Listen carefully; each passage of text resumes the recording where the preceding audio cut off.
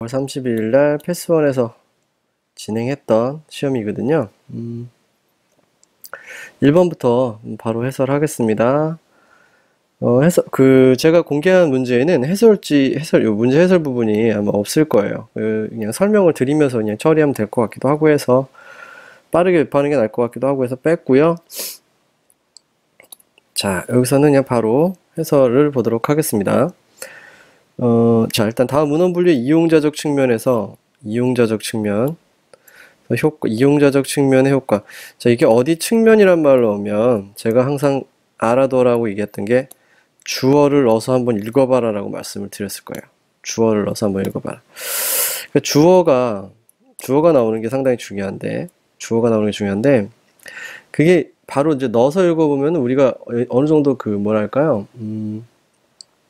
상식이 있으면, 배웠던 내부 지식이 있으면 어느 정도 커버할 수가 있거든요. 봅시다. 자, 이용자적 측면 효과라면 이용자가 이용자의 학문 영역별, 주제별, 관심 분야별 지식을 체계하는데 이미 이용자가 체계하는 건 당연한 얘기겠죠. 이건 맞는 것 같습니다. 자, 서가에서 해당 주제, 유사 주제, 관련 주제를 브라우징하거나 신속하게 검색할 수 있다. 이것도 이용자가 이렇게 하는 건 맞지요. 이것도 맞고요. 자, 이용자가 주제별 서지의 작성이나 자료 전시에 용이하다. 자, 여기 답이 이렇게 다 이미 있으니까 뭐 어렵진 않으실 거예요. 이미 풀어보시고 해설을 보시는 거라 생각하니까요.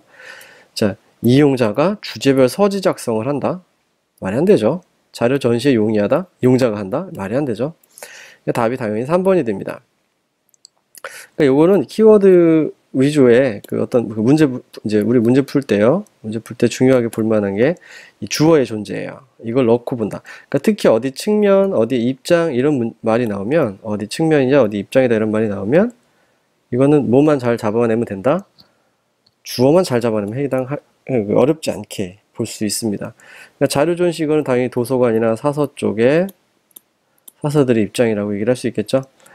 또 4번도 읽어보면 서가 브라우징 통해 필요한 자료 외에 인접한 자료를 추가적으로 발견할 수 있는 부수적 효과도 유사할 수 있다. 부수적 효과. 이게 이제 이용자가 이제 서가 브라우징을 쭉 하다 보면은 느낄 수 있는 기본적인 뭐겠어요? 경험을 통한 학습이겠죠? 추가 발견, 이거 보니까 관련된 거 또 볼 수 있네? 이런 게 되겠죠? 이거 정보 검색에서 우리 보통 이제 발견하면 나오는 브라우징의 효과죠. 우리 브라우징 얘기 많이 하죠? 예, 브라우징의 효과라고 보시면 됩니다. 자, 됐고요. 그 다음에 이제 두 번째 문제 보도록 하겠습니다. 1번 그래서 3번이었습니다. 자, 두 번째 문제. 두 번째 문제 좀 키워볼게요. 자, 이제 DDC 분류 규정인데, 자, 분류 규정을 보기 위해서 우리가 항상 알아두셔야 될 게 있어요. 어디에 분류 규정을 물어보는가. 이게 KDC일 수도 있고, DDC일 수도 있습니다. 분류 규정은요, KDC랑 DDC랑 조금씩 차이가 있어요. 차이가 있어서 차이를 좀 알아두시는 게 좋은데 일단은 대부분 시험에 나오는 부분은 지금까지 DDC가 대다수였어요. 그러니까 DDC 분류 규정이 좀 디테일하거든요. 그런 부분도 좀 있어서 DDC 분류 규정에 대한 것을 물어보는 문제가 지금까지 대부분이었습니다. KDC는 조금씩 차이가 있어요. 특히 이제 대표적인 거 한 가지만 짚어보자면 DDC는 선행규칙이라고 하는 개념을 쓰죠. 자, 선행규칙은 학습이 다 돼 있으시다고 생각하고 말씀드립니다. 선행규칙은 분류표상에 먼저 나오는 주제에다 분류하는 거죠. 근데 KDC는 여러분 들어보셨죠? 이론 시간 했습니다. 제1주제예요. 제1주제. 이 둘의 차이가 뭐냐면 선행규칙은 분류표상 앞에 오는 주제지만 우리 KDC의 제1주제라고 하는 거는 실제로 자료에 쓰여져 있는 주제 중에 첫 번째 나온 주제라는 소리죠. 자료에 쓰여져 있는 주제 중에 첫 번째 주제. 이런 거도 있고요. 그 다음에 DDC 같은 경우에는 이제 특정 하나만 더 말씀드리면 개인이 이거 지우고 말씀드릴게요. 개인이 다수에게 DDC가요. 개인이 다수에게 영향을 주거나 비판을 하거나 이런 게 있다면 누굴 중시했냐면 개인을 중시했거든요. 영향관계에서 특히 이게 드러납니다. 영향관계에서 드러나는 부분인데 KDC는 이게 없어요. KDC는 영향관계에서 영향을 받은 데다 분류하기만 하고 영향을 이렇게 개인이 다수 이런 말을 하지 않아요. 예를 들어보면은 특히 공자와 한국문화, 이건 이번 KDC 해설서에 들어가 있는 내용입니다. 이 과거 제 교재에도 있었던 내용인데, 공자와 한국문화, 이렇게 해서 공자가 한국문화에 영향을 준 것에 대한 얘기를 할 때, DDC 방식으로 하면 공자에다 불려야 되지만, KDC 방식으로 하면 한국문화에다 불려야 되거든요. 이게 차이가 있어요. 이런 차이가 있다라는 사실을 일단 알아두셨으면 좋겠고, 자, 그리고 나서 내용을 보면 당연히 우리 DDC입니다. 근데 여러분, DDC는 좀 어려운 부분을 집어넣었어요. 특히 이제 국적 관련된 부분인데, 우리 KDC는 국적을 고려하지 않습니다. KDC는 국적을 전혀 고려하지 않아요. 이거 정말 중요합니다. 은근 헷갈려요. 왜냐면 이거 아마 나올 가능성도 있는 부분이고 몇 번 언급을 했는데요. 한국 사람이 영어로 소설을 썼어요. 글씨가 이거밖에 안 돼서 죄송해요. 한국인이 영어로 소설을 쓰면은 어디다 분류해야 될까요? 한국 문학에 분류를 해야 되느냐, 영미 문학에 분류해야 되느냐. 자, 뭘 고려하지 않는다고요? 한국 사람은 국적이죠. 한국 국적을 가진 사람이 영어로 소설 쓴 거죠. 그러면 이건 한국 국적은 전혀 소용이 없고 영미 소설에다 분류해야 됩니다. 이게 포인트예요. 이런 것들이 나옵니다. 이런 것들이 건드려질 수 있습니다. 이거 아직까지 나온 적은 없고요. 건드려질 가능성으로만 일단 말씀을 드릴게요. 근데 DDC는 국적을 고려한다는 거죠. DDC는 국적을 고려합니다. 자, 국적이 불변하고 거주지가 변동되었지만 사용하는 언어는 동일한 경우 기존 국적의 언어에 분류한다. 자, 이게 맞는 말이죠. 국적은 안 바뀌고, 그리고 여러분 분류 제가 한번 몇 번 말씀드렸을 텐데, 재분류하는 케이스들, 뭐 어떤 케이스에 하는지, 재분류를 하는 게 현실적으로 유용한지 그렇지 않은지에 대한 말씀도 드렸던 적이 있었던 걸로 기억을 합니다. 그러니까 재분류라고 하는 개념 자체가 그렇게 많이 등장하진 않을 거라는 거 있죠. 그것 좀 알아주시면 돼요. 우리 교재 보면 표 있을 겁니다. 국적 변동 전후 언어의 동일함과 동일하지 않음 이런 것들 가지고 봤을 때 그때 재분류 케이스가 하나 있을 거예요. 하나. 나머지는 대부분이 처음에 결정한 번호대로 모아서 분류할 수 있게끔 그런 식으로 구성이 되어 있거든요. 여기서는 이제 맞는 것은 1번인데 생각해 보자고요. 국적이 안 바뀌었어요. 사는 데만 바뀌었습니다. 사용 언어가 동일해요. 그럼 당연히 사는 언어, 기존에 내가 해왔던 그 언어에다 분류하면 되는 거 아닐까요? 그쵸? 변동이 크지 않아요. 그러니까 거주지 바뀌었어요. 국적은 안 바뀌었어요. 이 사람이 그냥 문학적 글을 씁니다. 작품을 만듭니다. 근데 언어가 동일하잖아요. 어차피 우리 규정에서 언어 가지고 얘기를 할 때는 대부분이 기존 국적, 특히 문학 같은 경우는 기존 국적으로 연결될 수밖에 없겠죠. 특히 이제 문학 쪽의 분류 규정하고 연결된 부분입니다. 이건 특히 이쪽에서 나오는 것들은요. 그러니까 어렵지 않게 볼 수 있는 부분이고요. 그러니까 이렇게 하면 재분류할 필요가 없잖아요. 기존 국적에서도 이렇게 분류했을 테고, 그죠? 이 바뀐 것에서도 당연히 이렇게 했을 거고, 어차피 기존 국적이 지금도 국적일 테니까요. 거주지에 따른 부분은 고민할 필요가 없다. 자, 또 볼까요? 어떤 작가가 작품 시대번호를 부여할 때 20세기 왕성하게 활동한 작가예요. 21세기 작품 발표를 했어. 그럼 이 시대번호가 21세기가 되면 20세기랑 21세기랑 시대번호가 분산되겠죠. 그렇죠? 시대번호가 분산되면 작가의 작품에 대한 어떤 집중의 개념이 무너지겠죠. 그렇죠? 그럼 서가상 집중이 돼야 되는데 그게 문제가 되겠죠? 그래서 여기 해설에서 20세기가 된다 이렇게 된 겁니다. 세기 정도 어떤 시대적 구분은 하나로 몰아줍니다. 두 군데 동시에 분류하는 케이스는 지금까지 제가 발견하지 못했어요. 그러니까 시대는요, 아까도 얘기했죠? 하나로 모으는 게, 한 개를 모으는 게 중요하다. 한 개를 모으는 게 중요하다. 한 개가 이상해졌네요. 예. 한 개를 모으는 게 중요하다. 펜이 안 좋네요. 예. 한 개를 모으는 게 중요하다. 예, 그렇게 보시면 되고요. 자, 3번 볼게요. 연구 방법과 연구 대상이 함께 있는 경우에는 연구 방법. 여러분, 연구 대상이 중요할까요? 연구 방법이 중요할까요? 항상 이럴 때는 목적과 본질을 따져가야 되겠죠. 그러니까 여기서는 연구 대상이 더 중요합니다. 그러니까 문헌정보학을 계량적인 연구 방법으로 하려고 그래요. 그러면 이거는 어디다 분류해야 될까요? 계량적인 방법에다 분류해야 될까요? 문헌정보학에다 물려야 될까요? 고민하실 필요가 없어요. 이건 누가 보는 책인가요? 누가 보는 책? 계량적 방법이란 수학 쪽이죠. 수학자가 우리 문헌정보학책 보나요? 문헌정보학자가 문헌정보학의 수학적 방법을 볼까요? 당연히 문헌정보학 쪽 사람들이 보겠죠. 자, 문헌정보학의 수학적 방법입니다. 자, 수학자가 볼까요? 문헌정보학자가 볼까요? 이걸 따져보시면 돼요. 이걸 이용하는 주체가 누군가를 그냥 바로 생각하세요. 그러면은 답이 금방 떠오르는데, 이걸 규칙화해서 외워버리면은 아무리 해도 금방 눈에 안 들어와요, 이게. 연구 대상이 함께 있는데, 연구 방법을 분류한다면, 한번 사례를 떠올려보세요. 문헌정보학의 수학적 방법이다. 수학자가 볼까? 문헌정보학자 볼까? 당연히 문헌정보학자가 볼 거 아니에요? 그렇게 되니까 연구 대상이 된다. 그러니까 이거는 나중에 좀 더 말씀을 드릴 수 있겠지만 이런 부분들도 있습니다. 좀 더 가게 되면은 좀 헷갈리잖아요. 그러면은 이 생각 한번 해보세요. 제가 이제 자주 들은 얘기인데 담배와 폐암이에요. 이거 아마 들으신 분도 아실 겁니다. 담배와 폐암이다. 이거 안 돼요. 제가 펜이 안 좋아서 그런 거예요. 자, 담배와 폐암이 있습니다.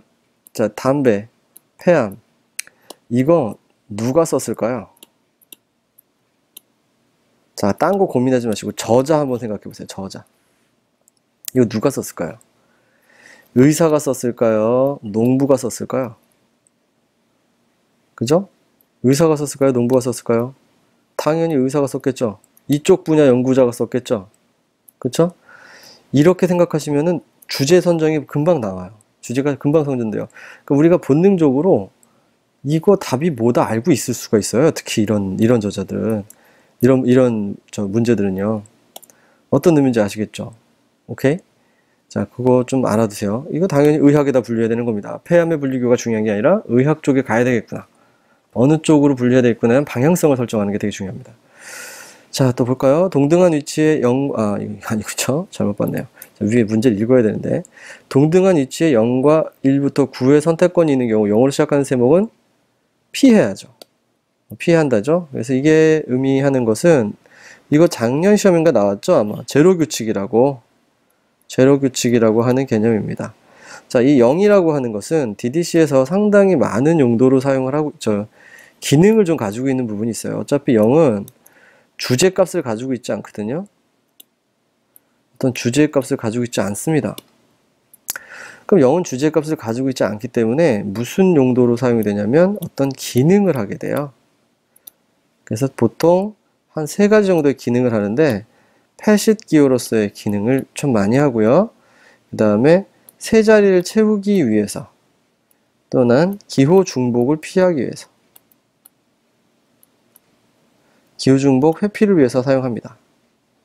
기호 중복 회피인데 요거 뭐 글씨 안 보인다고 너무 불만 갖지 마시고요. 예. 기호 중복 회피를 위해서 하기도 합니다.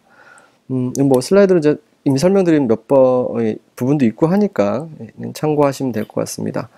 이거 시험에 내지는 않아요. 뭐 0의 기능이 몇 개가 있나 뭐 이런 거 절대 안 나오겠죠. 이건 제가 해석하는 거고 정리한 거니까요. 정리한 거니까 다시 중요한 거는 여기서 0은 이런 기능성을 가지고 있는 아이기 때문에 많이 사용하려고 하지 않고요.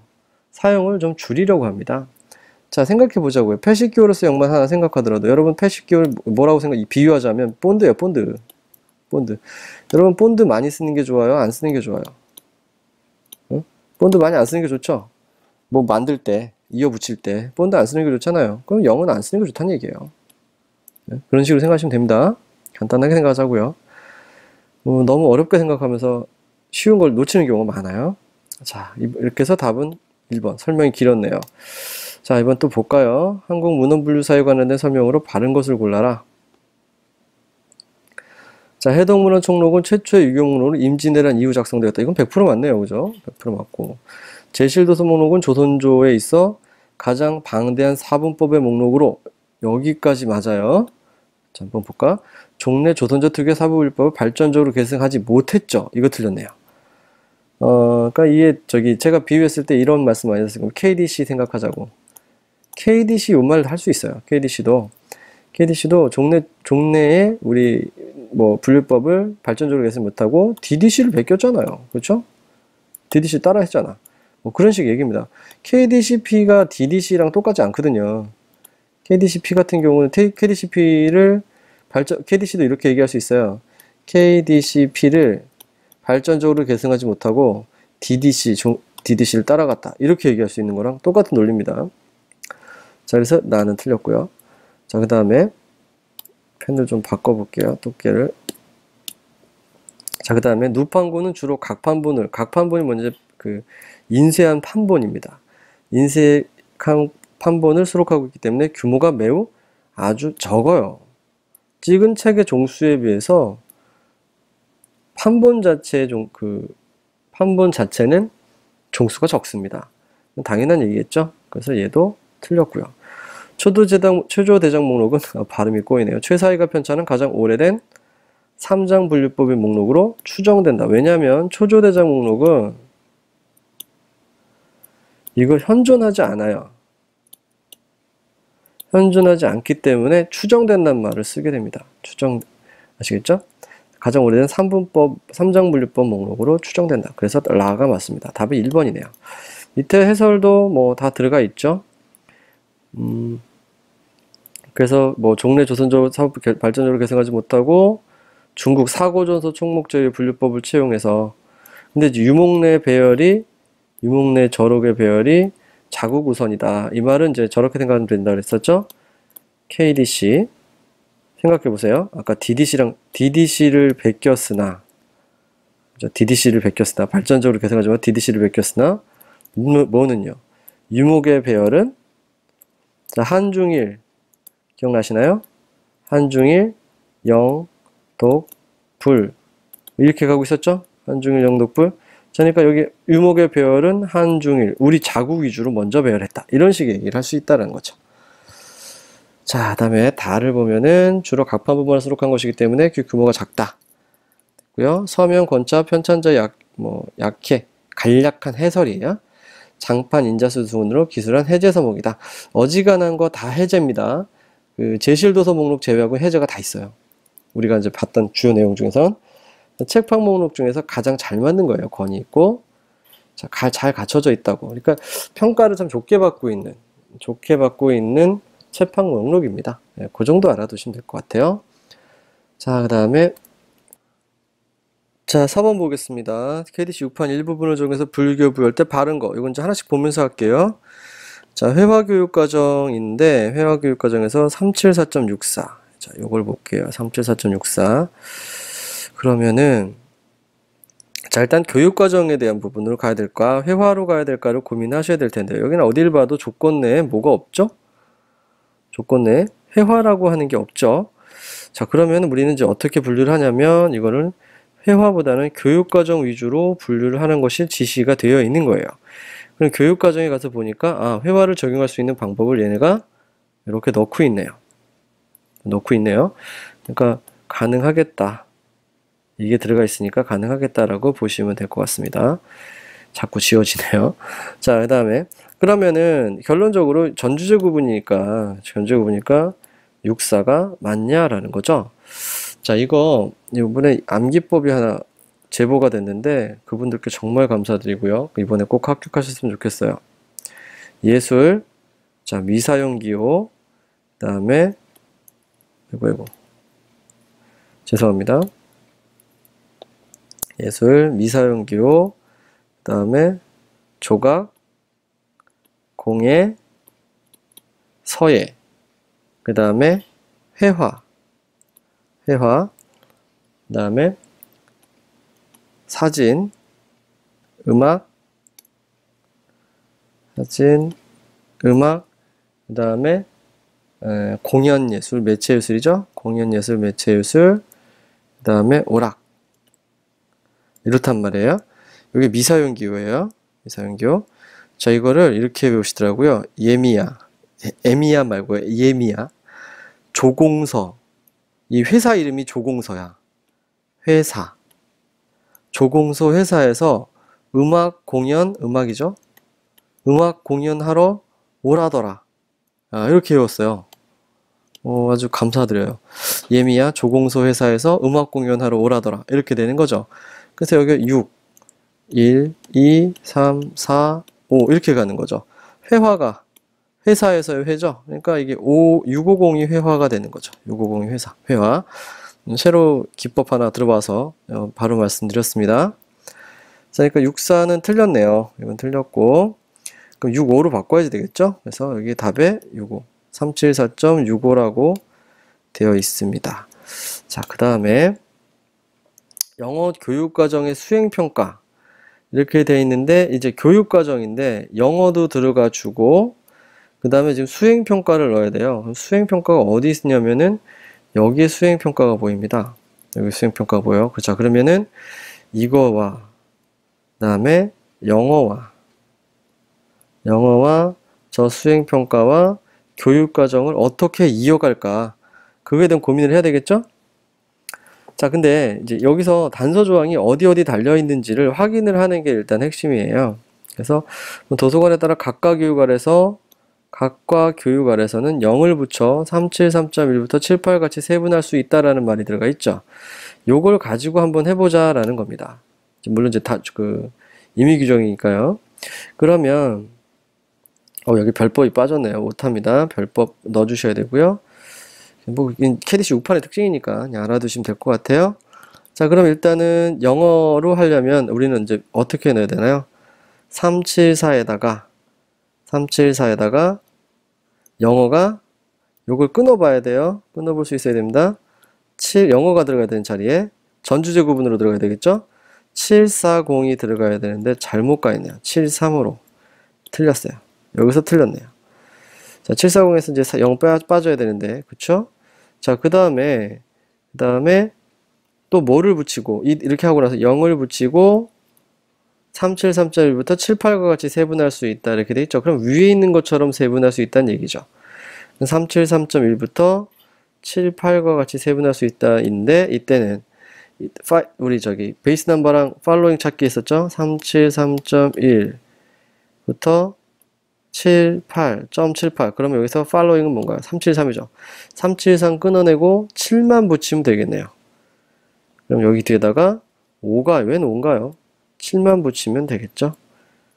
그런 식으로 나가면 될 것 같습니다. 그리고 점프에 있었네요. 자, 제가 아직 이 앱에 익숙치가 않아서, 그래서 보면은 373 끊고 74 끊고 0 들어가고 그 다음 7 들어갔죠. 요게 이제 보이시면 됩니다. 어떻게 해서 끊어졌는지. 초등학교 독일어 교육인데 잘 보세요. 여기서 또 헷갈리는 게 이거예요. 각급 학교 교육은 어떻게 하라고? 그리로 가라고. 그러니까 초등학교 교육이면 어디로 가야 되냐면 375 여기서 시작하라는 소리입니다. 그래서 다행히 375가 들어갔어요. 그 다음에 초등학교 교육과정으로 왔습니다. 베이스 넘버는 375.4까지가 되겠죠. 그러면 독일어 교육인데요. 여기에 보니까 전주제 구분이 바로 보이죠? 독일어 교육이면은 오독오독이죠? 750이잖아요. 750인데 왜 6이 들어가 있을까요? 그렇죠? 이거 프랑스어 교육의 기호가 잘못 들어가 있는 거죠? 그래서 375.4 끊고 75로 들어가 있는 것이 보입니다. 통계교육과정의 지도 방법 한번 볼까요? 통계교육과정. 자, 374가 교육과정이고요. 그렇죠? 여기서 통계 310. 그렇죠? 310. 그 다음에 지도 방법이 0을 더한다 그랬으니까 0 들어가 있는 거 보시면 되고요. 0 들어가 있고 2가 지도 방법인가? 여기 있네요. 교수법 지도 방법. 그러니까 답이 4번이 되는 것이죠. 시제에서 나온 문제입니다. 자, 다음 넘어갈까요? 자, 5번. 이거는 암기죠. 주제를 포괄한 캐디시 6판 분류교를 바르게 짝지은 것인데 선거, 입법, 정당, 국제관계, 국가 형태. 이거 여러분들 뭐 어디서 많이 배우는 건가요? 정치잖아요. 그죠? 정치. 그러니까 340 때 들어가겠지. 그러니까 정치 이 사와 정치를 해서 우리 정치 사정 뭐 이런 말 들어본 적 있죠? 정치 사정. 뭐 이런 식으로 외우셔도 되고요. 그 다음에 이렇게 요거 문제 뭐 이렇게 많이 들어오는 애들 있죠? 특히 이런 거. 문제가 많은 애들은 330이에요. 이게 사회문제, 사회학 요쪽이잖아요. 그쵸? 그래서 330 때 사회문제, 사회학 요쪽이 이게 특히 문제라는 말이 많이 들어가요. 조심하실 건 노동 문제는 아닙니다. 노동 문제는 이제 경제 쪽으로 가야 되거든요. 그거 준비하시고, 여기는 경영학인지 경제학 쪽인지 보이시죠? 경영, 금융, 보험, 재정, 통신이니까 경영, 특히 경제 이쪽으로 연결돼야 되니까 이건 어렵지 않게 푸셨을 것 같아요. 340, 330, 320이 해당됩니다. 답은 432가 되니까 4번이 되겠죠? 어렵진 않습니다. 근데 요목 주제 파악에서 특히 잘 나오는 부분이 300번대 요목 주제가 잘 나오고요. 제가 매번 말씀드리죠. 020의 요목도 좀 알아둬라. 그 다음에 표준 구분의 0, 2의 세 번째 자리들, 여기 뭐 들어갈지도 좀 알아둬라. X를 치는 게 아니라 여기 삼각형을 쳐놔야겠네요. 이 자리에 들어갈 게 무엇인지 알아두는 게 되게 중요할 것 같습니다. 아시겠죠? 자, 다음 넘어갈게요. 쉬운 문제니까요. 자, 요거 좀 어려울 수 있는데, 여기 포인트가 이거예요. 임의 규정을 적용하니. 한국어 사전의 분류교. 이거 다 적용해 봐야 된다는 얘기입니다. 그러면 한국어 사전을 넣어보려면 어떻게 다 넣어줘 봐야 되는가? 그 부분입니다. 옵션 A 보면 to give local emphasis and a shorter number. 이거 다 읽지 않아야 되겠네요. 자, 발음이 안 좋으니까요. 자, 일단은 다시 볼게요. 어떤 특정 언어에게 좀 더 짧은 언어, 짧은 그 번호를 부여하고 또 좀 로컬 어떤 특정 지역을 갖다 강조하기 위해서 사용하려면 여기 이제 410번대를 활용해라 이런 의미죠.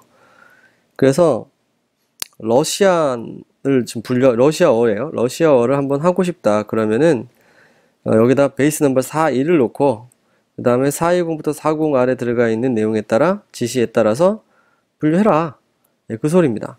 In the case 이 경우에 이 linguistics 지금 이게 410을 linguistics잖아요. linguistics는 어디다 분류하냐면 400에다 분류해라. 네, 그런 소리죠. 자, 그러면 얘는 400으로 넘어가버리면 얘는 400으로 가서 알아서 하라 그러고요. 이제 여기 410에다가 우리는 러시아어를 넣을 수가 있다라는 거죠. 그래서 나머지는 요거 신경 써서 뭐 참고로 읽어보시면 돼요. 자, 그럼 여기서는 우리가 보는 게 한국어 사전이니까, 그럼 한국어 사전이면은 여기 420부터 490 안에 지시되어 있는 그 내용, 여기 지시되어 있는 내용, 기본적으로 뭡니까? 41하고 3을 넣으면 사전이죠. 그렇죠? 이렇게 해서 3이 들어가는, 여기 보이죠? 413. 옵션 A에 따라서 집어넣게 되면 413이 되는 겁니다. 자, 그럼 두 번째 거에 따라서 한번 해볼까요? 옵션 B에 따라서, 자, 또 어떤 지역에 대한 강조, 짧은 기호 넣고 싶어. 언어에 따라서. 그러면은, 자, letter. 이거죠, letter. 문자예요. 대문자, 뭐, 문자, 이런 개념이죠. 캐피탈이 대문자죠. 하여튼 그런 문자적인 또는 기타 심볼들을 활용을 해서 넣어봐라. 그래서 여기 나온 4A0이 뭘 의미하냐면 아라빅의 A예요. 여기 A가. 여기 예제로 바로 적용할 수 있겠죠. 그 다음에 요 A 알파벳 심볼 요걸 집어넣고 난 후에 나머지는 뒤에 집어넣으면 된다. 뭐 이런 얘기입니다. 옵션 A에 있는 것처럼 해라. 자, 그러면 제가 그래서 코리아니까 코리아에서 한국에 K를 집어넣은 거예요. K를 집어넣어 있는 애들이 이렇게 들어간 A는 아니죠. 그래서 그걸 나타낼 수 있는 심볼을 넣어줘야 되니까, 그러니까 사전이니까 3은 그대로 둘 다 들어가 주고 K가 들어가 주는 거죠. 그러니까 여기서는 이건 이미 이제 옛날에 시험에도 한번 나왔던 적이 있던 부분인데요. 예제를 살려줘요. 그러니까 예제를 최대한 활용하는 게 중요합니다.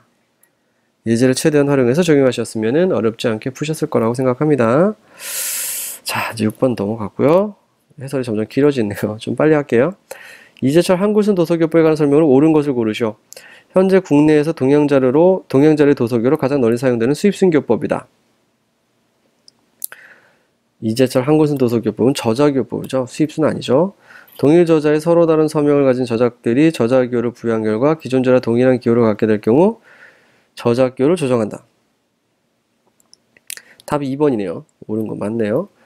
이게 생각을 하면서 읽어가셔야 됩니다. 동일 저자의 서로 다른 서명을 가진 저작들이, 한 저자의 여러 저작들이죠.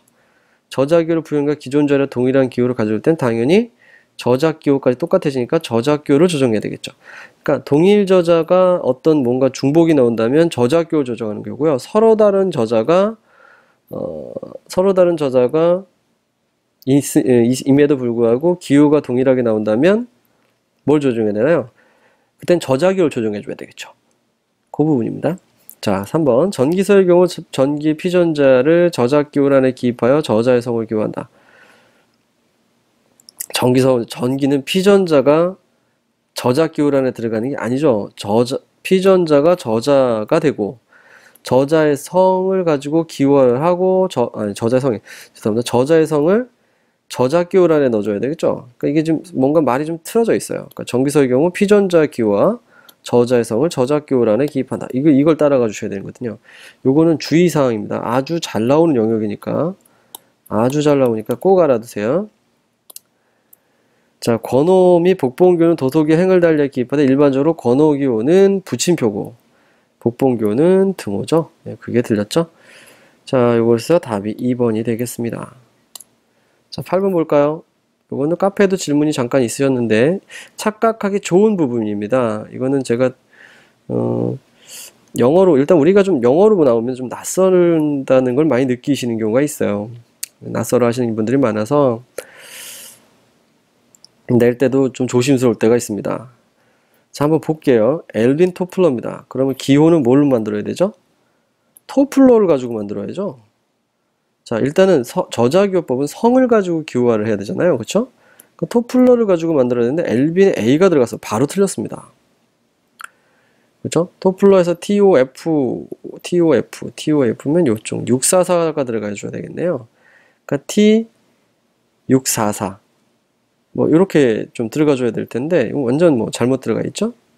T644 그 다음에 디지털에 D 이렇게 들어가는 게 맞는데 잘못 간 것 같고요. 잘못 갔고요. 자, 월드북 바이 또 K 맥그라스라고 돼 있죠. 그럼 MC라고 돼 있으면 MC 우리 기억나시죠? MC, MAC, 그다음에 M 어퍼스트로피 이 세 가지는 똑같은 걸 취급해라. 그럼 뭘로? MAC로 취급한다는 소리죠. 그럼 MAC와 마찬가지로 가려면 MACG로 생각하셔야 되겠죠. MACG, MACGR 이거 보이네요. MACGR까지가 있으니까 GR 보면 147이 들어가야 되겠죠. 맞았어요. 그 다음에 월드북이니까 W가 들어가 있는 거. 우리 관사는 다 빼기로 했잖아요. 이건 다 필요 없잖아요. 정보 검색 시 최고의 잡음입니다. 그러니까 이거는 맞네요. 이건 맞고요. 자, 그 다음에 바이오그래피 오브 랑가나단. 그러니까 바이오그래피니까 전기서란 소리죠. 랑가나단 전기인데 쿠마라고 하는 사람이 쓴 거네요. 그러면은 일단 피전자기와 랑가나단에 R이 들어갔고 그 다음에 랑가나단 RANG까지가 196 들어갔고요. 쿠마 저자의 성을 갖다 쓰는 거 저자기호에다. 그러니까 3번 맞네요. 자, 21세기 이거 우리가 우리말로 읽으면 안 되면 21이죠. 발음 안 좋아도 이해해 주세요. 21. 그러니까 T가 들어가줘야 돼요. T. 이거 놓치면 안 됩니다. T가 들어가줘야 돼요. 저자기호 자리에. 그러면 스미스로 해야 되니까 스미스 A. 여기 스미스 B밖에 없네요. 그러면 스미스 A라고 하면은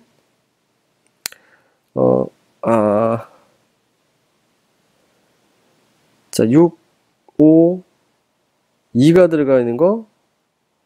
스미스 A 여기 있네요. 미안, 죄송합니다. 스미스 A 존이네. 잘못 읽었어요. 미안. 자, 여기까지 가야 되겠죠. 그러니까 존하고 우리 보면 여기 A까지 본 거죠. 저는 A를 끊어서 읽고 알았어요. 죄송해요. 자, 그러면 이렇게 가면은 어떻게 되겠어요?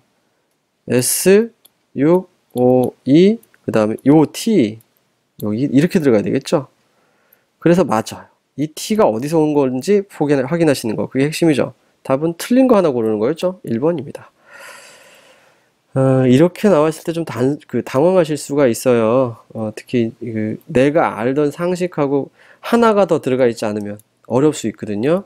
근데 문제 요 부분은 좀 복합적으로 많이 집어넣어서 물어보는 겁니다. 일단은 뭐 전기서도 있고 그 다음에 MAC도 있고 그 다음에 숫자 읽은 발음대로 표시하는 것 하나씩 다 넣어서 물어본 거기 때문에 요걸 맞추시면은 내가 어지간한 그 카타센번 적용은 할 줄 아는다 이렇게 얘기하셔도 될 정도라고 생각하시면 됩니다. 자, 다음 거 볼게요.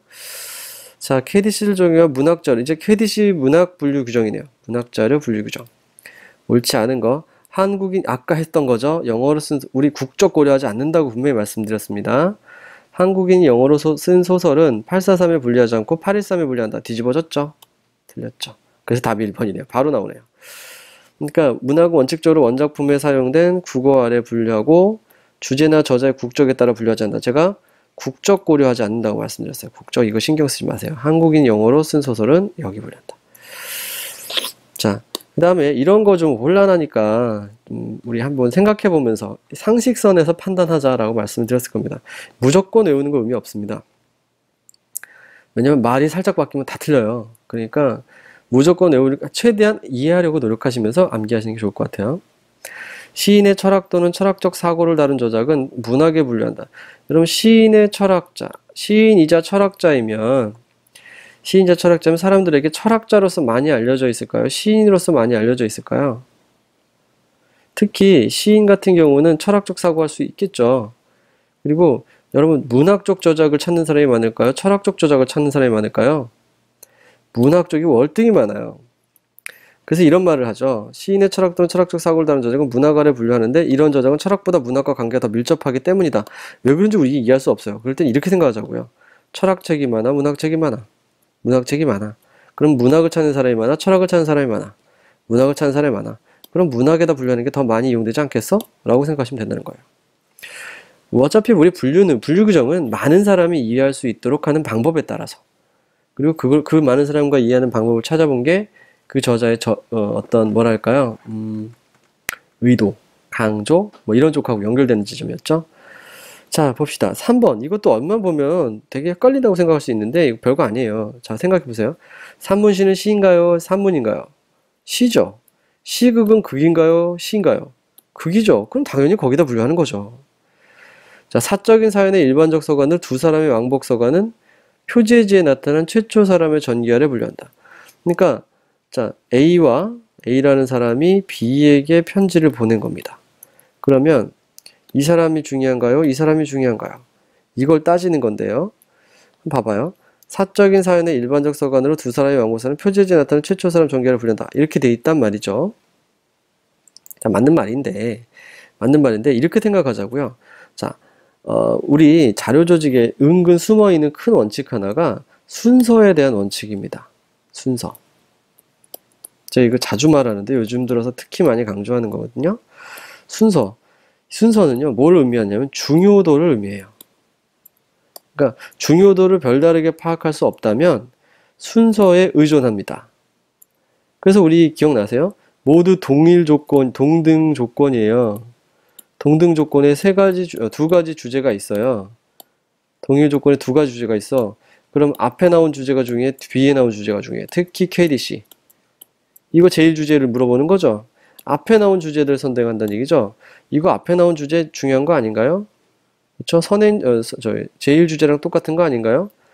자, 두 사람의 서간입니다. 앞에 나온 사람, 최초 사람이니까. 앞에 나온 사람, 표제지에 나타난 최초. 이 사람이 중요해, 이 사람이 중요해. 이 사람이 중요하다, 그죠?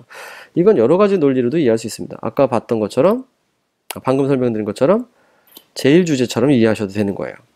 또, 먼저 나온 사람이 중요하니까 그 사람 중심으로, 특별히 A와 B 둘 중에 누가 더 중요한지 알 수 없다. 그렇다면 뭐가 중요하다? 앞에 나온 사람이 중요하다. 이건 마치 뭐와 같다? 제일 주제의 논리와 다를 바가 없다. 그렇게 이해하시면 되는 거예요.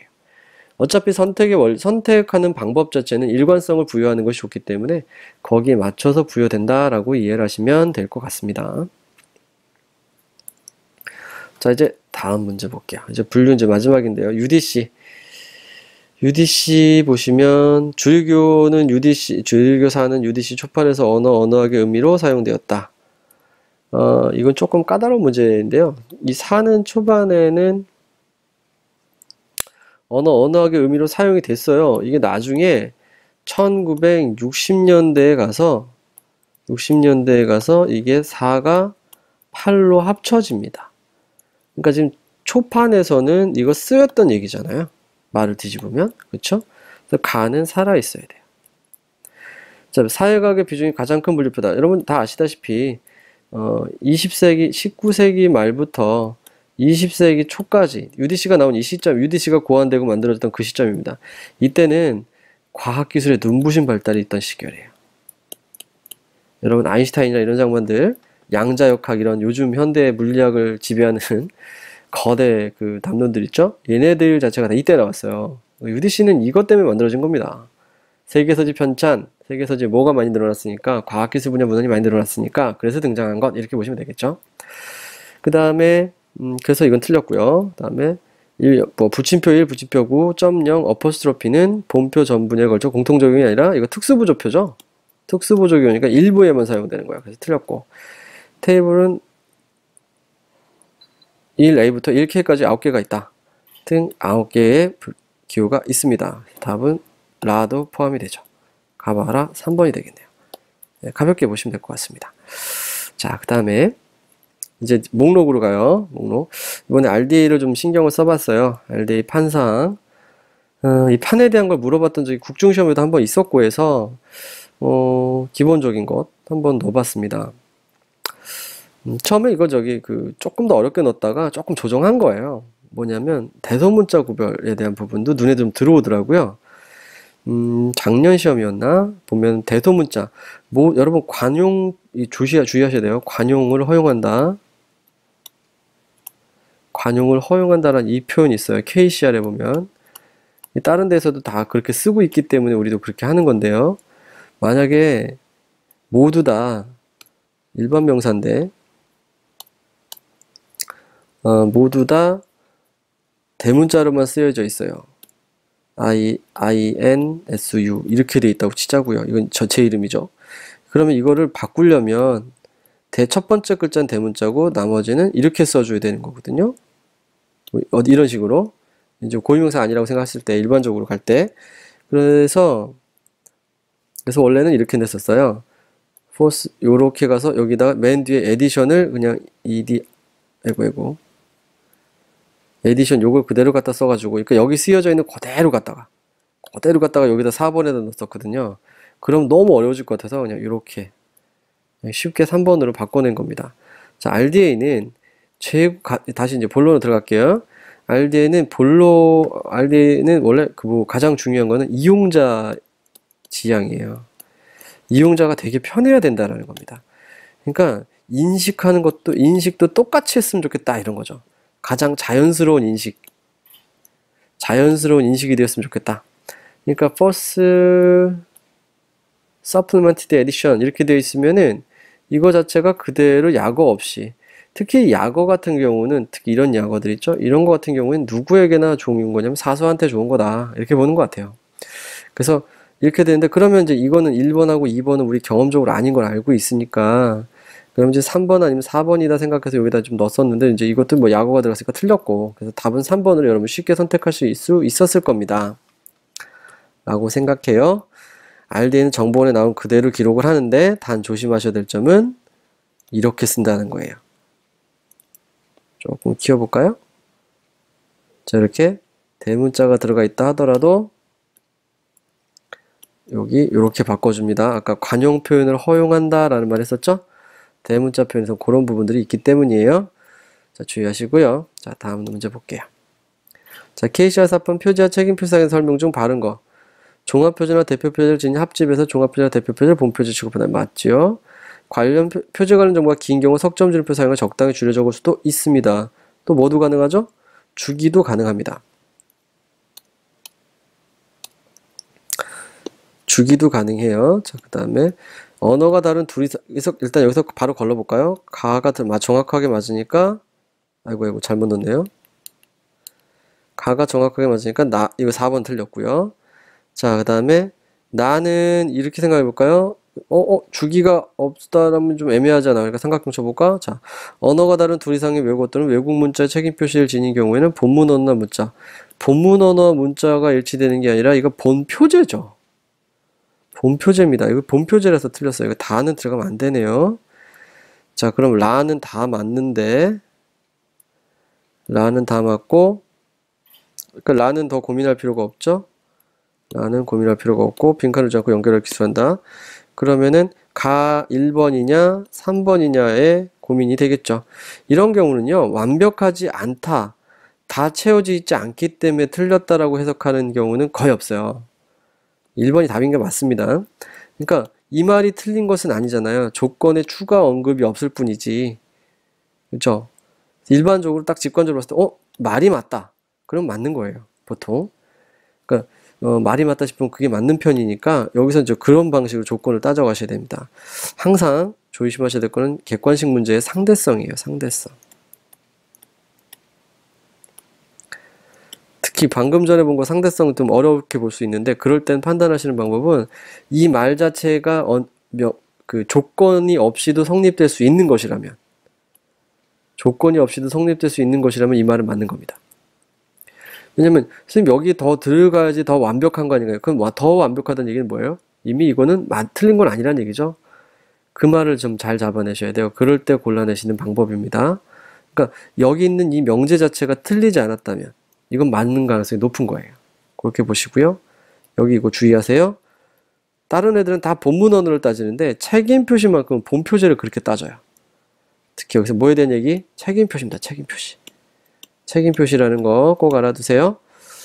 자, 됐습니다. 그래서 가, 나, 라가 답이 돼요. 자, 13번. 코막 한번 볼까요? 코막 기본 구조.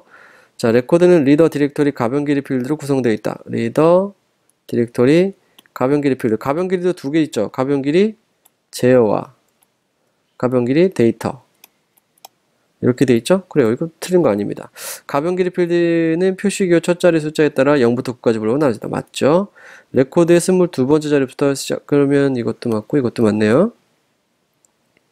안 가보네요. 3번. 그렇죠? 3번이 돼 있네. 그럼 여기 틀린 거 한번 잡아봅시다. 레코드의 25번째 자리 여기 돼 있네요. 25번째부터 시작되는 게 디렉토리다. 왜냐면 리더가 24자리니까 그 부분이잖아요. 뭐 어려운 거 아닌 것 같고요. 그 다음에 라이브 보면 이 x부터 9x 필드까지 표제 관련 필드다. 그럼 판은 어떻게 되나요? 이건 250 같은 거 이거 어떻게 돼요? 이거 표제 관련 필드에 해당하지 않죠? 그러니까 여기 있는 것처럼 20x부터 범위에 대한 개념이니까 20x부터 24x까지. 여기 더 써져 있는데 괜히 쓰고 있었네요. 자, 20x부터 24x까지. 이게 표제와 표제 관련된 내용들을 다루는 필드입니다. 그래서 2, 4, 5, 2, 4, 6 뭐 이런 애들 있죠. 2, 4, 6 이런 애들. 그런 애들이 사용되는 데가 이제 이쪽이고, 그 다음에 2, 1, 0 뭐 축약 표제, 2, 2, 2 등록 표제, 2, 4, 0 뭔가요? 통일 표제, 2, 4, 3 종합 통일 표제. 다 이쪽에서 움직이는 애들 다 무슨 말로 끝나요? 대부분 표제 이렇게 끝나요. 그래서 표제와 표제 관련 정보라고 얘기를 할 수 있다라는 겁니다. 주요 태그들 정리해 보시면 충분히 알 수 있는 부분이었고요. 그래서 답은 3번입니다. 자, 이번에는 14번 리더 문제인데요. 콤막 리더부에서 일부 내용인데 이를 참고한 각 항목의 설명 중 바르지 못한 것. 자, CIP의 불완전 수준 레코드에서 완전 수준으로 완성된 레코드다. 이건 뭘 보면 알 수 있냐면요. 여기에 P를 보면 알 수 있어요. P. 이 P가 처음에는 N으로 입력됐다가 뒤에 완전 수준으로 넘어가서 P가 됩니다. 자, 그 다음에 레코드의 언어는 한국어로 되어 있다. 이거 알 수 없어요. 자, 언어에 대한 부분 있죠. 언어 정리 한번 하겠습니다. 언어를 아시려면요. 여기 써져 있죠. 언어 008에 35에 37. 여기는 KOR, 한국어면 여기서 KOR이 처음 나와요. KOR이 처음 나오고, 그 다음에 041에도 언어를 부호로 나타내죠. KOR로. 377은요, 최근에 추가된 언어 표현 태그고요. 546은 주기사항에 설명하는 태그입니다. 설명하는 태그. 요거 모두 외워놓으세요. 중요합니다. 그래서 2번이 틀렸죠. 틀린 건 2번입니다. 그 다음에 단행본 문자 자료에 대한 레코드이다. 뭘 알 수 있냐면 요 단행본 M이고요. A가 문자 자료예요. 그러니까 CIP에서 입력되어 만들어진 단행본으로 된 문자로 된 단행본이다. 이런 걸 알 수 있는 게 여기에 있는 PAM의 의미예요. 보통 우리가 이거 예제를 많이 보는 게 뭐냐면 요걸 N으로 봐서 많이 보죠. 처음 입력됐다. 근데 지금 여기서 이제 CIP 때문에 우리가 이거를 많이 P를 좀 쓰게 되는 거거든요. 그래서 이거는 보통 N, A, M 보통 이거 되게 많이 보죠. 처음 입력했고 그 다음에 뭐고 A는 뭐고요? 문자 자료고 그 다음에 M은 단행본이다. 이런 소리입니다. S는 뭔가요? S는 연속 가능물이었죠. 여기서 그런 것 좀 알아두세요. 그 다음에 리더와 디렉토리 길이를 더한 값. 이게 바로 뭘 얘기하는 거죠? 여기 요걸 얘기하는 거죠. 자, 지금 여기에 K가 뭘 의미하는 건가요? 코막 입력 규칙을 적용했다. 그 소리입니다. 코막 규칙을 적용한 거다. 그래서 답은 2번입니다. 여기 틀렸다는 부분들. 특히 언어는 짚어내기가 되게 좋거든요. 그러니까 언어 좀 주의해서 알아두세요. 자, 그 다음에 이거 제가 좋아하는 문제인데요. 연관적으로 가지고 복합적으로 좀 알아뒀으면 좋겠다 싶은 겁니다. 그 다음에 이제 연속 관행물하고도 연결되는 부분이니까요. 자, 보시면 빈칸에 표시가 틀린 건데, 자, 일단은 도서관 죄송합니다. 도서관 문화라고 해서 도서관 문화로 이름이 되어 있고, 자, 월간이고요. 격월간도 있었던 적이 있었네요. 그 다음에 29권 1호부터 지금 쭉 오고 있네요. 그럼 요건 다는 기본적으로 362가 맞겠죠? 그 다음에 여기 월간과 격월간이라는 요 표현이 있는데, 요 표현은 지금 간행주기를 나타내고 있다는 표현인지를 알고 계시면 되고요. 그럼 간행주기를 나타낼 때 지금도 계속되고 있지 오픈엔트리를 쓰고 있죠. 그러면 얘는 뭐겠어요? 310일 것이고, 자, 그럼 여기는 막혀 있어요. 그러면 예전엔 이랬다는 얘기니까 특히 기간을 따져보셔도 마찬가지죠. 기간을 따져보셔도 여기서 연결되죠. 그러니까 여기서 3일이 되는 건 맞을 것 같습니다. 그럼 여기서 이제 뭐가 들어가야 되냐 이거죠. 한번 따져보자고요. 지금 얘는 23권 1호부터 28권 6호까지를 범위로 잡고 있어요. 그러면 그 다음에 얘가 나왔다는 얘기죠. 도서관 문화가. 그러니까 도협회보라고 하는 이름이 권호차로 봤을 때 앞인가 뒤인가 얘보다. 권호차로 봤을 때 도협회보는 도서관 문화의 앞이죠. 그러면 선행조록이 되어야 돼요? 후속조록이 돼야 돼요? 선행조록이 돼야 되겠죠. 그래서 7, 8, 0이 돼야 됩니다. 7, 8, 0이 돼요. 제가 여기서 밑줄 쳐놓은 이 이유가 권호차로서 유추할 수 있으니까 충분할 거다라고 생각했던 거예요. 근데 이거 좀 어렵게 생각하신 분들 많았던 것 같더라고요. 자, 그러니까 좀 이렇게 차분히 보실 필요가 있어요. 이런 연속간행물들의 관계 같은 걸 볼 때는요. 됐고요. 그 다음에 16번. 요거 매치에 대한 설명인데, 이거 아실지 모르겠는데, 이게 옛날에 기출에 나왔습니다. 뭐가 나왔냐면, MODS에 대한 설명, 이로 나왔을 거예요. 그 다음에, 근데 보니까 제가 이 지문들을 다 따져봤거든요. 다 분석을 해보니까, 해설 작업도 하면서 분석을 해보니까, 뭐 질문도 있었고요. 해보니까, 이게 각각 하나하나에 대한 설명들인 거예요. 이 지문들은 기출에 있는 지문 그대로입니다. 그래서 제가 이걸 하나씩 문제로 만들어 봤어요. 처음엔 이제 기출에서 MODS로, 그 다음에 마크 XML로도 물어보고요, 매치로도 물어보고요, EAD로도 물어봤죠. 그 중에 하나가 이건 거죠. 답이 3번입니다. 포인트는 뭐 이렇게 각각 이제 내용들 보실 때, 도서관에서 이용의 염두를 두고 개발된 건 마크의 하위 요소로 구성되며, 마크보다 간단하고 숫자는 언어 태그, 뭐 이런 거 나오면 100% MODS죠. 그 다음에 마크의 레코드 XML 중 효과를 부여하기 것. 그래서 이미 작성된 마크 레코드 XML판. 그래서 완전판 형태라고 하면 우리가 마크 XML 이렇게 얘기를 하죠. 자, 매치는 뭐 디지털 자문의 계층 구조와 디지털 자문을 구성하는 파일 이름 위치 관련된 기술 요소, XML 분석은 적극적인 XML 스키마. 이건 뭐 기본적으로 꼭 알아두셨으면 되는 얘기고요. 그 다음에 여기서 포인트 4번에서 전통 아카이브 탐색 보조 도구. 이 아카이브란 말이 들어가면 거의 100% EAD예요. 지금 아카이브 관련된 거 LC에서 개발하는 거는 EAD가 뭐 거의 독보적이니까. 그래서 아카이브 탐색, 뭐 기계가독 형식 인코딩. 그 다음에 얘는 의외로 되게 일찍 시작했어요. 90년대에 벌써 시작이 됐고, 그 전에 이 EAD의 이 전신이 마크 AMC예요. 지금은 이제 안 쓰는데 마크 AMC라고 미리 썼던 적이 있었습니다. 그 녀석이 이제 이 EAD로 좀 바뀐 거예요. 그런 정도 차이로 좀 알아두시면 될 것 같습니다. 됐고요. 자, 네, 17번 볼게요. 이거 좀 당황하셨을 것 같아요. 점거 파일의 기능.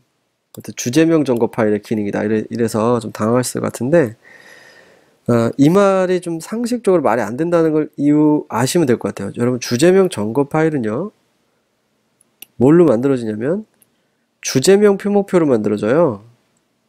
그러니까 우리 주제명 점거 파일은 주제명 표목표에 근거하여 만들어집니다. 그러니까 주제명 표목표에 근거하여 만들어지는 주제명 점거 파일에 주제명 표목표 이해가 가능하다? 이게 좀 이상하지 않겠냐? 이렇게 판단을 하시면 된다는 거예요. 그러니까 검색도 할 수 있고, 편목이 기준도 되고, 목록 유지도 되고, 검색도 할 수 있어. 근데 이게 주제명 표목표에 이해가 가능하다? 주제 목표표로 만드는 건데 뭐 이런 식의 논리로 판단하시는 게 뭐 설명을 드리자면 그렇고요. 요거는 암기예요. 그러니까 제가 문제를 넣을 때 배운 거에서만 넣지는 않아요. 왜냐면 우리 시험 볼 때도 모두 다 배운 거에서 나오진 않죠. 물론 배운 데서 많이 나옵니다. 물론 배운 데서 많이 나오지만 모두 다 배운 데서 나오는 것도 아니에요. 그렇다면은 모두 다 배운 데서 나오는 걸 많게 해서 시험을 보는 게 이제 합격의 가능성을 올리는 건데 처음 보는 것들도 어느 정도 우리가 익숙하게 내지는 당황하지 않고 풀 수 있어야 된다 이런 생각이 좀 들어요. 그래가지고 마지막에 여러분 기죽이는 건 아니지만 이것도 한 번 더 알아뒀으면 좋겠다 싶어서 넣어본 거예요. 아시겠죠? 그래서 주제명 점거 파일 기능 추가해서 알아두시고요. 자, 그 다음 우리 실제로도 그 시험 문제 출제되어 있는 문제들을 보면은 그렇고 제가 저기 옛날에 출제하시는 선생님들 따라서 한번 들어갔던 적이 있거든요. 서울시 교육청 승진 쪽에 선생님들 말씀도 그래요. 보면은 이런 건 난이도 조절하려다 보면은 조금 어려운 것도 좀 들어가야 된다 뭐 이렇게 그런 입장이 있으시더라고요. 뭐 100점이 나오면 좀 그렇잖아요. 어차피 시험은 붙이려고 보는 게 아니라 떨어뜨리려고 보는 거기 때문에 그런 지점들이 좀 있습니다. 그 원망할 건 아닌 것 같고요. 하여튼 그렇게 알아두자고요. 자, 18번 볼까요? 자, 다음 중 주제명 목록의 특징. 이 주제명 목록, 우리 뭐 서명 목록, 저자 목록, 뭐 주제 이런 거는 잘 안 나오는 편인데 이 주제명 목록과 분류 목록은 자주 등장합니다. 그래서 이 차이점에 대한 부분으로 넣어보았어요. 주제 알파벳 배열과 놀적 배열의 한 목록 안에 결합되어 있다. 이거 분류 목록에 대한 설명이죠. 일단은 이게 무슨 소리냐면 1차 분류기호, 2차 저자기호, 그 저자기호는 잠옷은 배열이잖아요. 그런 논리죠. 자, 언어와 독립된 국제적 적용 가능한 논리적 상관관계 배열을 통해서 언어장벽 감소는 이게 숫자를 쓰기 때문이라는 얘기를 할 수 있죠. 그러면 분류 목록이죠. 여기도 분류 목록, 여기도 분류 목록. 자, 무슨 책들이 서가 위에 서가 위에 모여져 있는 건 바로 분류 목록이죠. 답이 4번입니다. 상호 참조 방법에 관련 인지에 연결시킨다. 이거는 분류표보다는 주제목표가 훨씬 더 잘 돼 있기 때문이에요. 분류표의 뭐 아예 안 된다고 할 수는 없어요. 상호 참조도 보면 우리 분류표에 C나 C also 주기들이 있잖아요. 이런 애들이 있잖아요. 그러니까 안 된다고 할 수는 없지만 주제목표가 훨씬 더 얘보다 정교하죠. 그러니까 이것이 더 타당한 표현입니다. 자, 그래서 답이 4번. 자, 19번 볼까요? 목록 규칙 발달과 관련된 설명. 이 목록사는 많이 나오지는 않는 편이었어요. 지금까지 기출 분석을 해보면. 그런데 혹시나, 왜냐면 뭐 교육청이나 뭐 국회 등에서는 나왔었던 적도 있고, 뭐 국중도 살짝 보이니까요. 그 정도 개념에서는 좀 알아두셔야 될 부분. 그래서 보통 이 부분은 제가 공개 강의를 하는 편이니까요. 참고로 알아두시고요. KCR 초판 입판은 이거 틀렸네요. 바로 ISBD 구두법을 준용하겠다. 연도 한번 따져보자고요. KCR 초판은요. 1964년에 나옵니다. 2년 뒤에 1966년에 KCR 2판이 나와요. 초판 2판 나와요. ISBD 스타트가 언제죠? 74년입니다. 1974년.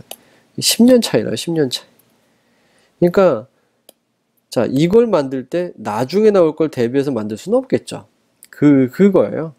요거를 출제 지점이라고 보긴 뭐하지만 제가 교수님들 어떤 강의록이나 이런 걸 좀 구해서 볼 때 요것들이 좀 강조됐었던 그런 것도 있었어요. 그 차원에서 한번 넣어봤습니다. 파니찌가 현대 시초가 되었다라는 거, 영국판과 분판 단일화된 거는 ACR2라는 거, 하는도 수평법은 한국 최초 동서 양서 공용이다. 뭐 이것 여러분 아주 중요한 의의들이죠. 암기하시면 될 것 같습니다.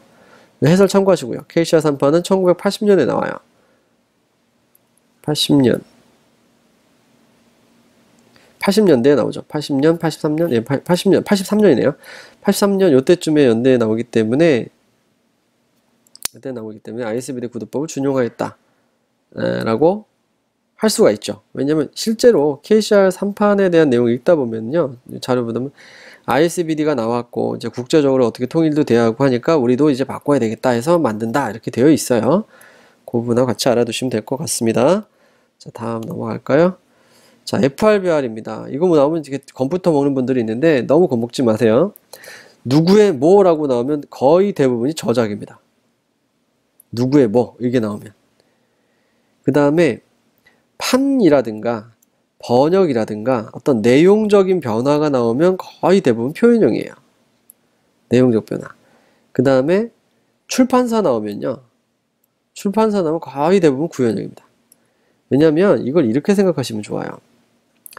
항상 제가 요서부터 많이 말씀드리지만 이 그룹과의 관계. 이 그룹과의 관계. 자, 창작한 사람은 누굴까요? 라고 얘기할 수 있으면 되는 거예요. 창작한 사람. 자, 이 그룹 중에서는 제작한 사람은 누굴까요? 그러니까 출판사가 있어야 되는 거죠. 그 주체, 실현한 사람은 뭘까요? 이렇게 어떤 식으로 했을까요? 뭐 이런 식으로 생각하시면 되는 거예요. 그래서 판단에 대한 부분입니다. 그룹과, 이 그룹과의 관계로서 판단하시면 정말 좋아요. 그러면 당연히 답은 4번이 되겠죠. 요건 표현형이고, 요게 저작이고, 요게 구현형이 되니까요. 이 부분도 아마 최근에 기출에서도 나왔었던, 그러니까 뭐 구현형을 물어보는 그런 식의 문제로서도 나왔었던 적이, 출제됐었던 적이 있었던 그런 부분입니다. 여러분들 그러기 때문에 좀 알아두셨으면 하는 제 마음이 있는 게 뭐냐면, 그 서지적 관계를 잘 알아두시는 게 좋을 것 같습니다. 서지적 관계가 정말 중요하거든요. 그러니까 어떤 뭐 우리 마크나 마크에서도 서지적 관계라고 하면 어떤 게 있었나요? 마크에서의 서지적 관계. 그게 바로 연관조록에 있는 세 가지 관계죠. 그 세 가지 관계. 그 다음에 우리 또 최근에 또 서지적 관계 하면서 나왔던 사람이 틸렛 있었죠. 틸렛. 틸렛도 꼭 알아두시고요. 틸렛 7가지는 뭐 한 2번 보였습니다. 제가 그냥 기출에서 접한 것만 해도 2번 보였고, 지금 틸렛도 나오고, 그 다음에 연관조록이 강조되고 있고, 그 다음에 우리 FRBR에서 했던 관계들이 중요하게끔 보이는 거는 앞으로 서지적 관계가 목록 위기를 해결할 수 있는 중요한 지점이라고 보기 때문인 것 같아요. 그래서 다시 한번 정리를 해보면요. 여러분 이제 이거 교재에 있는 내용입니다. 교재에 있는 내용입니다.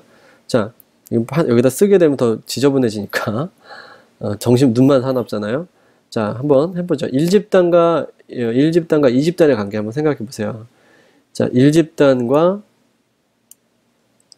1집단 저작과 1집단의 저작과 2집단은 무슨 관계? 창작 관계입니다. 그러니까 create 하죠. 그 다음에 2집단은 1집단의 표현형과는 realize 합니다. 실현 관계고요. 자, 외우셔야 됩니다. 창작, 실현, 그 다음에 제작이죠. 구현형과는 제작, 개별 자료와는 소장. 이렇게 외우셔야 돼요. 창, 실, 제, 소로 외우시던가 아니면 CRPO로 외우시던가. 네, create, realize, produce, 그 다음에 owned니까요. 그렇게 오시던가 좀 해서 좀 암기해 주셨으면 좋겠어요. 이것도 암기법 제보받습니다. 아주 좋아요. 해주시면 아주 좋겠습니다. 그 다음에 저작은 이제 1집단끼리도 보면은 저작은 하나 이상의 표현형으로 실현되고요. 그러니까 표현형이 물려있는 애들은 다 실현이 돼요. 실현된다고 얘기를 하는데 영어 명칭은 또 영어 명칭도 같군요. realize라고 표현을 하니까요. 같아요. 그러니까 표현형은 어떤 것의 실현이야, 실현. 그렇게 보시고요. manifestation, 구현형과는 그냥 말 그대로 구현된다라고 얘기를 합니다. 그 다음에 아이템과는 사례가 된다. 이렇게 얘기를 하니까 1집단들 사이의 관계. 그 다음에 2집단과 1집단들 사이, 2집단과 1집단 사이의 관계. 이런 것들을 알아두시면 좋을 것 같아요. 자, 이렇게 해서 자료 조직은 여기서 해설 강의를 마무리하도록 하고요. 정보모사도 이어서 보도록 하겠습니다.